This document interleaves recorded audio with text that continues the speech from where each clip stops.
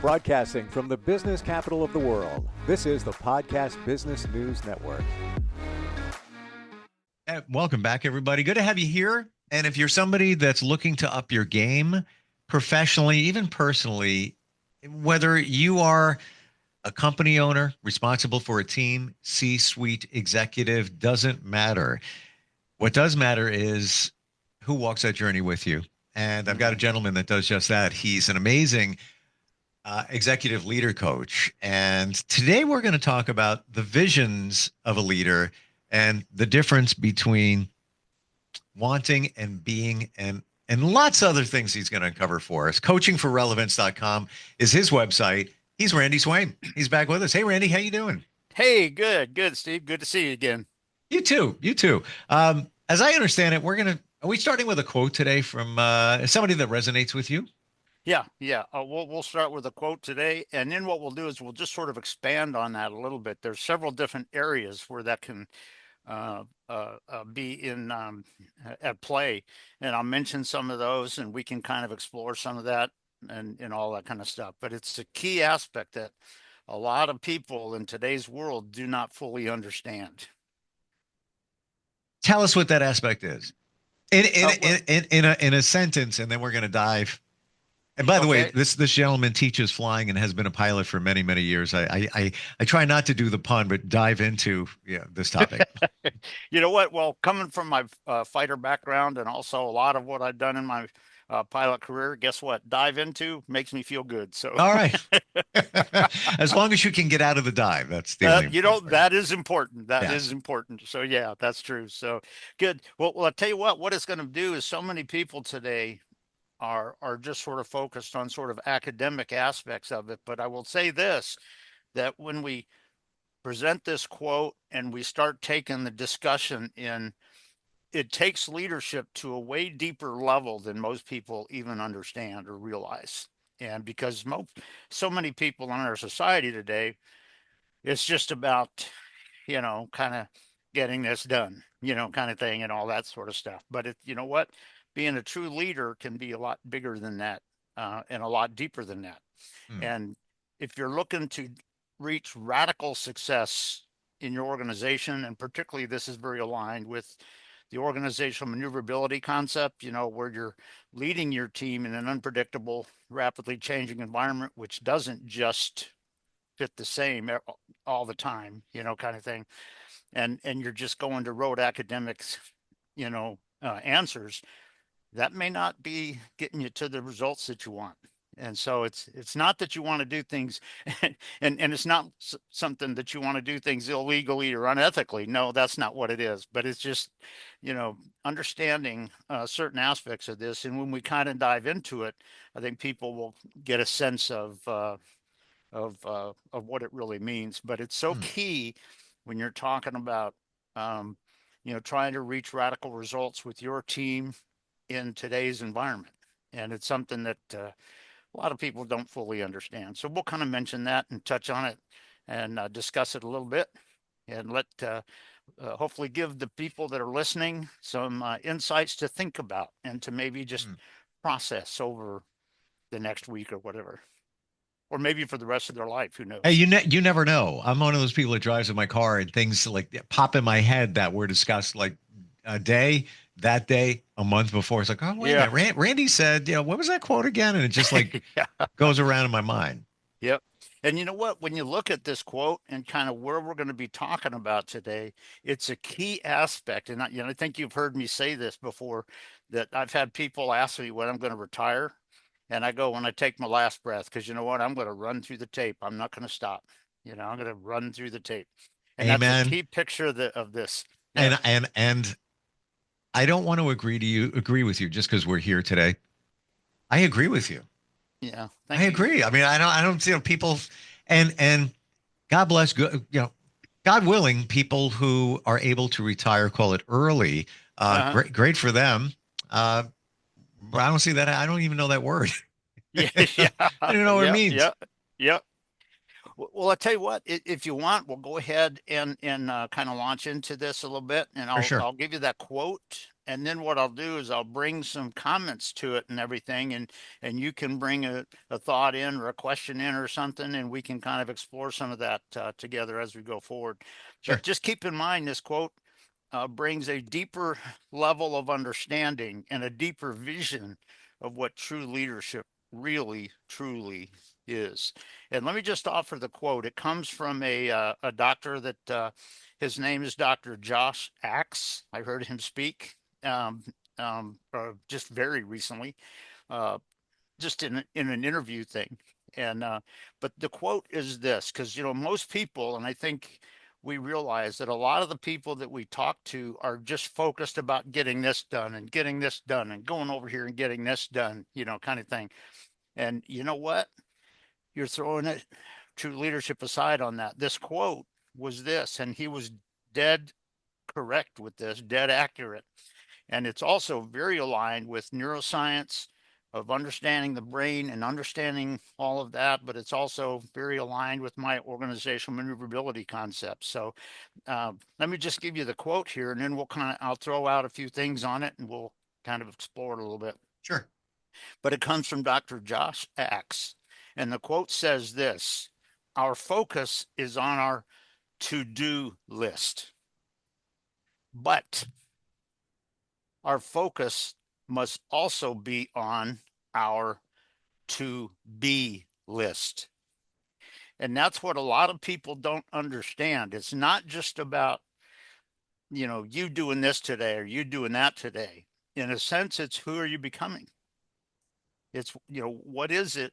Because let's face it, when you're talking about leading your teams in today's environment where not everything is rote, academically predictable or whatever, guess what? Y'all are going to be growing for it. When you're trying to make something be successful and do it right, there's some resistance to it because of the factors involved, because of the unexpected factors that are involved and things of that nature. And if all you're doing is making excuses, you're not getting the job done. And so, to what extent are you focusing on what you want to do? Yeah, but also focusing on who are you becoming? And that's for your team members and for you, the leader. And the reason it's so key with you, the leader, and I throw this out just with this simple concept, that when you talk about true leadership, it is not just pointing fingers at your people and telling them what to do. That's not being a leader. That's being a dictatorial manager. That's being a control freak.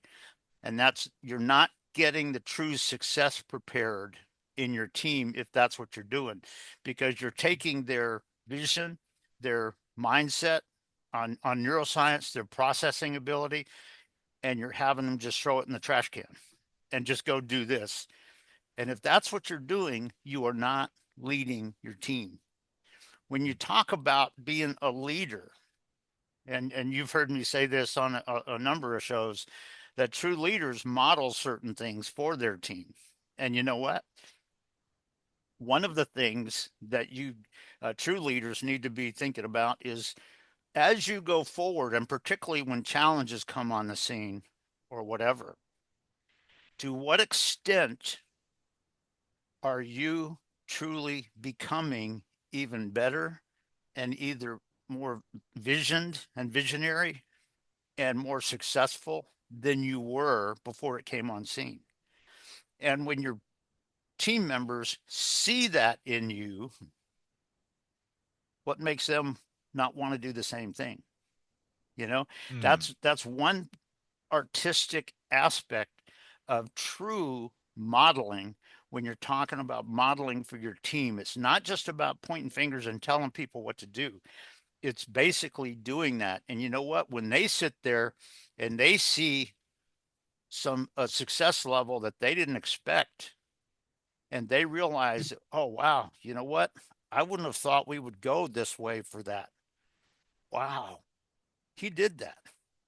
And you have a conversation with them, and you're not just bragging about yourself, but you're talking about what you saw, what made you make that choice, what got you there, and how it changed you a little bit.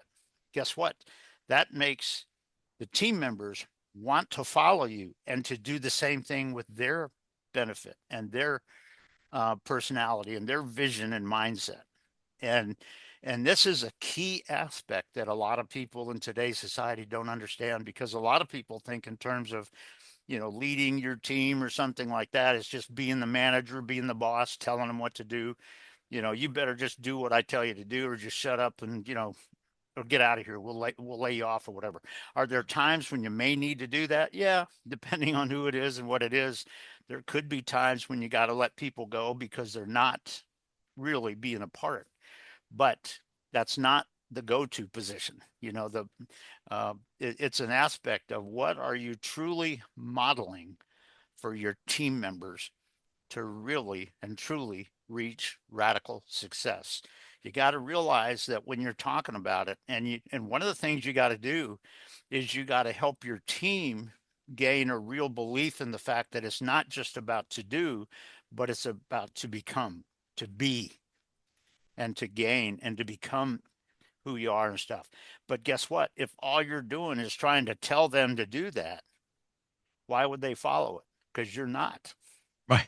But if they lead by example, I guess. And that's a huge aspect of this. It's leading by example. And you know what? Here's a big thing about it. When you are leading that way and you are becoming something that makes them go, wow, yeah, and that doesn't mean just taking credit for doing something. It doesn't mean call attention to yourself. I will tell you this, that a lot of the people that one of the things that I've noticed in my life journey for about the, probably, probably the last 40 years or something, a lot of the people that have connected with me didn't connect with me because I manipulated them or because I kind of, controlled them or whatever. But there was something about me they wanted to connect with as a colleague, as a friend, whatever kind of thing. And you know what? Your people, if they are following you, not because you control them, not because you dictate, not because you tell them what to do, but because they want to be doing what you're doing. They want to be gaining the success that you're gaining, that you're modeling for them. That can be huge in it. And if you think about it, this is very key when you're talking about strategic planning and strategic vision for situations that are coming up. Because here's the thing, not everybody on your team is exactly the same. And you know what? You may have one or two people on your team that catch a vision of maybe a factor that is a risk factor that's coming in that nobody else has seen, maybe not even you. You know what? How are they going to do that? How are they going to communicate that? Because a lot of people in today's world take that as a control thing. They go and they just tell everybody, well, we got to do this. We got to do this. Well, maybe, but you know what? If that's your whole focus, you're playing control freak games. You're not helping your team in a sense. Now, if everybody is aware of that factor and they have come to an aligned, unified, synergistic course and step that they're going to take, but be aware of it to see what it's coming up. You know what? This may be coming on scene. If it is, what are the two things we need to be aware of? Oh, this and that. Okay. What's going to happen if this or that happens? What are we going to do about it? Okay. Okay. So you know what? We're ready just in case. You've planned for contingency aspects in your journey. And that doesn't happen when you're just pointing fingers and focusing on the to-do list. A lot of people, go with their to do, and you'd be surprised at how many people I have heard, say this and do this. You'd be surprised at how many people have said, well, this is what we're going to do. And if it doesn't work, they just cast blame on everything else on planet Earth. Well, that should have been like this. It should have done this. It should. And you'd be surprised at how many people I've seen do that aspect. And that is not leadership. And so if you're focusing on not just the to do, but the to be, how are you becoming even more? And how is your team actually joining you on that at their desire? kind of thing. Those are just some aspects that when you look at this aspect, I mean, it's a very critical and correct quote from Dr. Josh Axe. I That have to is share really with you, amazing. Randy. Go ahead. I wrote it down, and Yeah. I guess ironically, I wrote it down on a post-it note because I'm going to share it with those in my circle.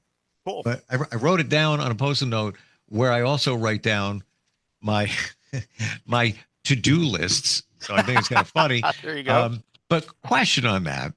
Okay. So we put our focus on our to-be list, Hmm. and you gave an example of somebody situation comes up, and a leader pivots in a certain direction because they're aware of what they're becoming or what they can become because of the situation.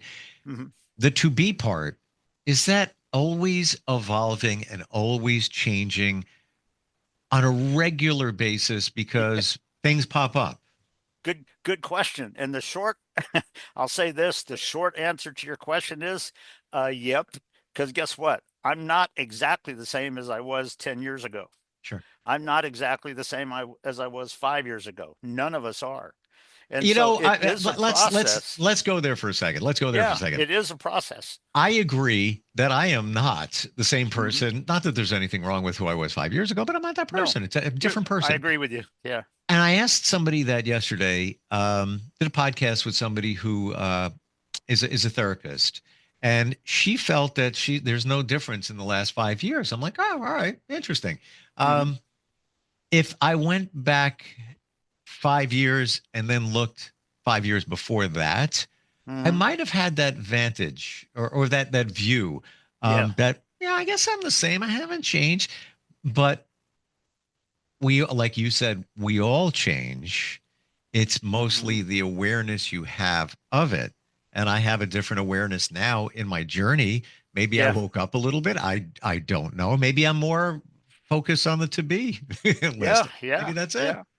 And if you think about it, the to be is so key. If you have a lot of people that they're just involved in an academic type of situation or an academic role where their entire focus is just getting you to do this, getting you to do that, guess what? They're not becoming, and they're not really, they're just going with the to do and the sort of the academic aspect of it.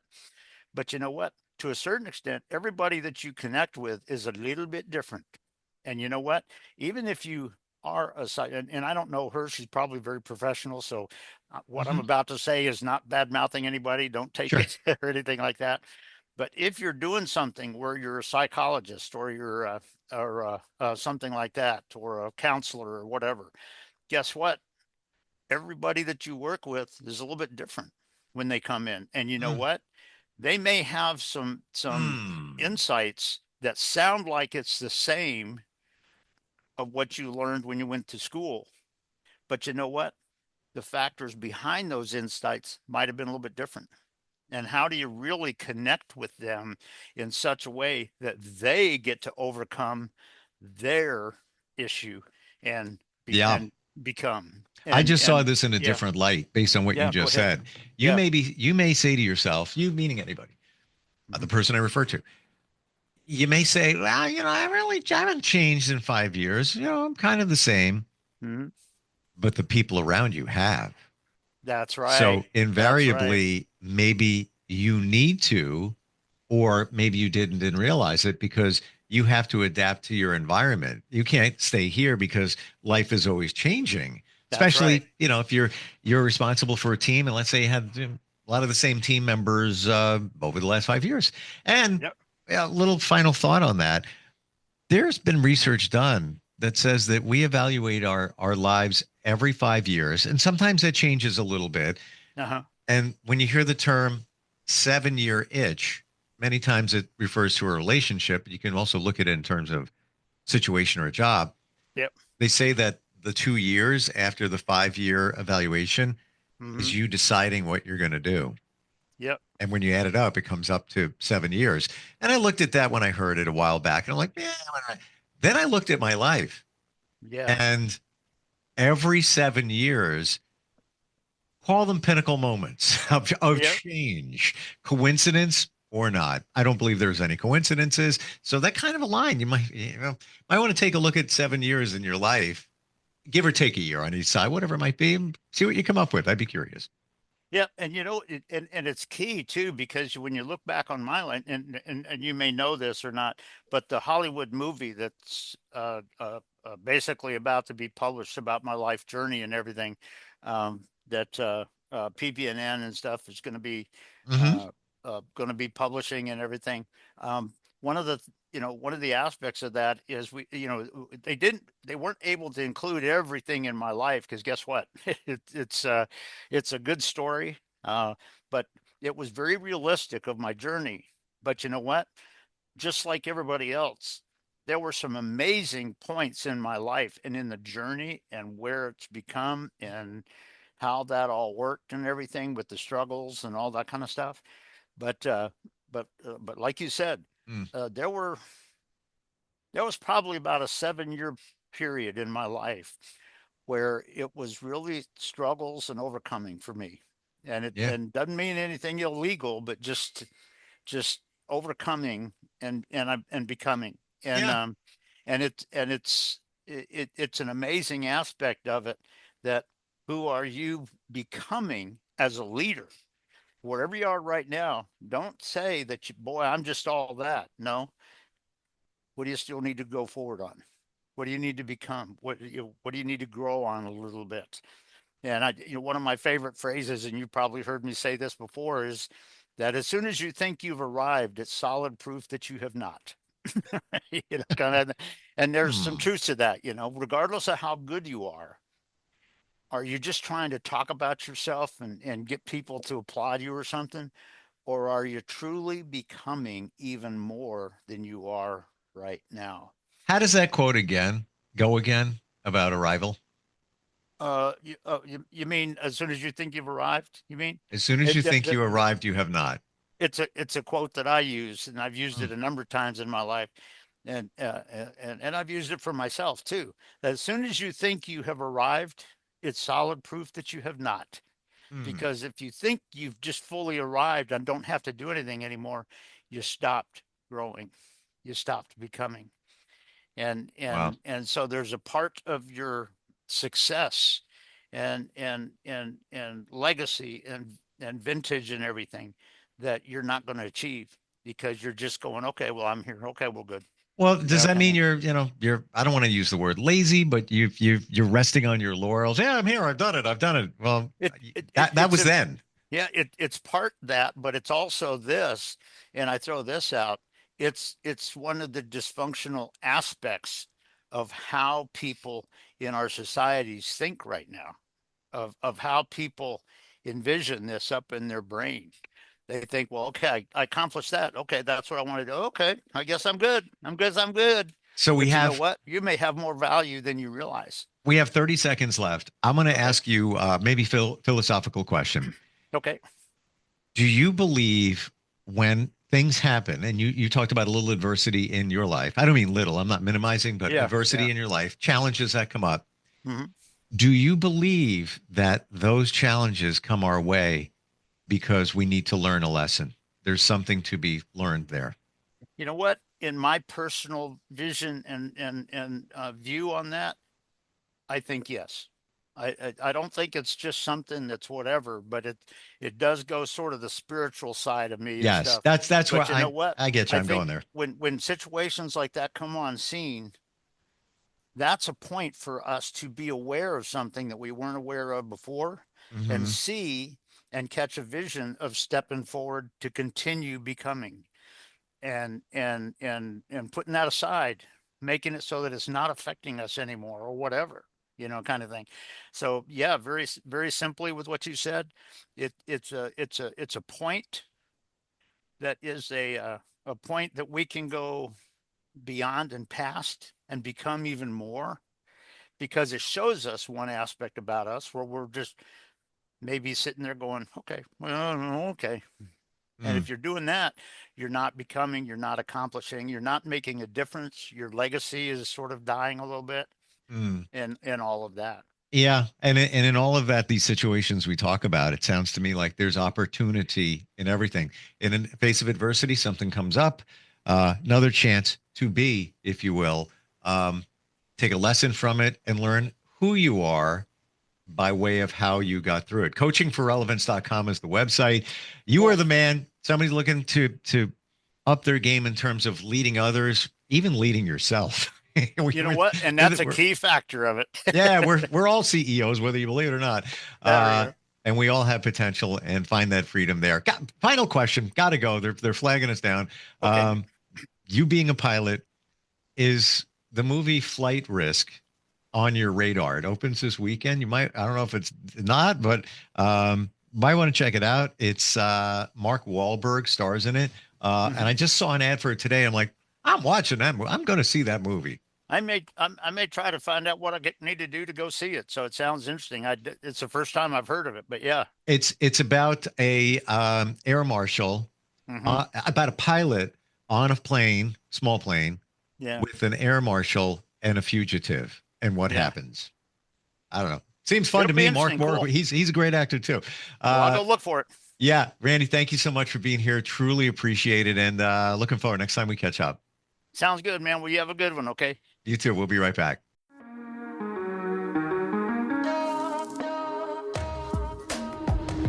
Broadcasting from the business capital of the world, this is the Podcast Business News Network.